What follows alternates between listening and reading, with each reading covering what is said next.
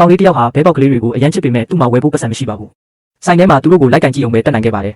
တနေ့မှာတော့ဆိုင်ထဲမှာဘဲဥတစ်လုံးနဲ့ပဲကျန်ပါတော့တယ်ဆိုင်ရှင်ကအဲ့ဒီဥကအလကားဖြစ်နေပြီလို့ထင်တာကြောင့်အမိုက်ပုံးထဲကိုပြစ်လိုက်ပါတော့တယ်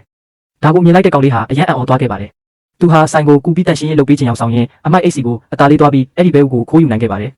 သူဟာဘဲဥကိုအိတ်ကက်ထဲတေချာထည့်ပြီးဖခင်ဖြစ်သူနဲ့အတူအိမ်ပြန်လာခဲ့ပါတယ်အိမ်ရောက်တဲ့အခါကောင်လေးဟာသူ့ခန်းထဲကချင်းတောင်းလေးတစ်ခုကိုယူဆက်ကူတွေခင်းပြီးတားဖောက်ဆက်လေးတစ်ခုဖန်တီးလိုက်ပါတယ်ပြီးတော့စပွဲတင်ပြီးအိမ်ကိုဖွင့်လိုက်ပါတယ်မီးအောင်မှာသူဟာဘဲဥလေးကိုတေးသေးချာချာစောင့်ကြည့်နေခဲ့ပါတယ်ချင်းတောင်းတဲ့ဘဲဥလေးကိုထည့်ရေလေးနည်းနည်းဖြန်းပြီးအမြန်ဆုံးပေါက်လာဖို့မျှော်လင့်နေခဲ့ပါတယ်ကောင်လေးဟာစိတ်ရှည်လက်ရှည်နဲ့စောင့်နေခဲ့ပါတယ်နေ့ရက်ကြာသွားပေမဲ့ဘာလို့ရှောင်မှုမှမရှိသေးပါဘူးအဲ့ဒီနေ့မှာပဲသူ့ဖေကသူ့ကိုစခန်းချခီးထွက်ဖို့ခေါ်ပါတယ်သူဟာဘဲဥလေးပေါ်ကိုရေထက်ဖြန်းပြီးထွက်ခွာသွားခဲ့ပါတယ်ကောင်လေးတို့သားအဖထွက်သွားပြီးတဲ့နောက်မှာတော့ဘဲဥလေးဟာအနှဲငယ်တုံးခါလာပါတော့တယ်နောက်တစ်နေ့နေအောင်ကြီးနွေးထွေးလာတဲ့အချိန်မှာတော့ဘဲဥလေးဟာနောက်ဆုံးမှအကွဲသွားခဲ့ပါပြီဘဲနှုတ်သီးလေးကဥခုံကိုတောက်လျှောက်စိတ်နေပြီးအကြောင်းကလည်းပူကျဲလာပါတယ်အားဆိုင်ထုတ်ပြီးတဲ့နောက်မှာတော့တတဝါလေးဟာဥခုံထဲကနေလွတ်မြောက်လာခဲ့ပါပြီအဲ့ဒါဟာအဝါရောင်ဘဲပေါက်လေးတစ်ကောင်ပါဘဲပေါက်လေးဟာကွန်ပျူတာပေါ်ကိုဖြည်းဖြည်းချင်းတွားသွားပြီးစပွဲအောက်ကအုတ်ထုပ်ပေါ်ခုံတက်ကအဝတ်စားတစ်ခုပေါ်ကနေတဆင့်ကျမ်းပြင်ပေါ်ကိုရှော့ဆင်းသွားပါတယ်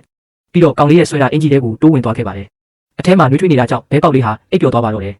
အဲ့ဒီအချိန်မှာပဲသူတို့သားအဖပြန်ရောက်လာကြပါတယ်အဖေဖြစ်သူကအဝတ်စားတွေကိုကောက်ယူပြီးချင်းတောင်းနဲ့ထည့်လိုက်ပါတယ်ဘဲပေါက်လေးကခေါင်းလေးပြူထွက်လာချိန်မှာတော့တခြားအဝတ်တစ်ခုကထောက်အုပ်မိသွားပြန်ပါတယ်ပြီးတော့အဖေကချင်းတောင်းကိုအဝတ်လျှော်ဆန္ဒမှာထားပြီးအဝတ်တွေကိုတစ်ထည့်ချင်းထည့်ပါတော့တယ်ဒါပေမဲ့ဘဲပေါက်လေးကတော့ချင်းတောင်းထဲကနေအပြင်ကိုတွားထွက်လာခဲ့ပါတယ်ကောင်လေးဟာသူ့ခန်းထဲကိုပြန်ရောက်တဲ့အခါအကွဲနေတဲ့ဥခုံကိုတွေ့သွားပါတယ်ဘဲပေါက်လေးပေါက်ပြီးဆိုတာသိလိုက်တာနဲ့သူဟာချက်ချင်းပဲပတ်ဝန်းကျင်ကိုလိုက်ရှာပါတော့တယ်အဝတ်လျှော်ဆက်စီရောက်လာပြီးအဝတ်စားတွေကိုစစ်ဆေးကြည့်တဲ့အခါဘဲပေါက်လေးကသူ့ကိုအသားလေးရှောင်ကွင်းသွားပြီးတရင်ပေါက်နာကိုရောက်ကပြင်ပလောကကြီးကိုမေးကြည့်နေခဲ့ပါတယ်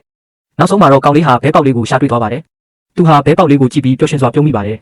အံ့ဩစရာကောင်းတာကဘဲပေါက်လေးဟာကောင်လေးကိုသူ့အမေလိုထင်မှတ်ပြီးနောက်ကနေတကောက်ကောက်လိုက်နေတာပါပဲဒါပေမဲ့မကြခင်မှာပဲအဖေကဒါကိုသိသွားပြီးခွင့်မပြုပါဘူးဒါကြောင့်သူဟာကောင်လေးကိုဆိုင်ကိုပြန်ခေါ်သွားပြီးဘဲပေါက်လေးကိုဆိုင်ရှင်ထံပြန်ပေးလိုက်ပါတယ်ကောင်လေးဟာအရန်ဝမ်းနဲ့သွားပြီးအိမ်ပြန်ရောက်တဲ့အခါမှိုင်တွေနေခဲ့ပါတယ်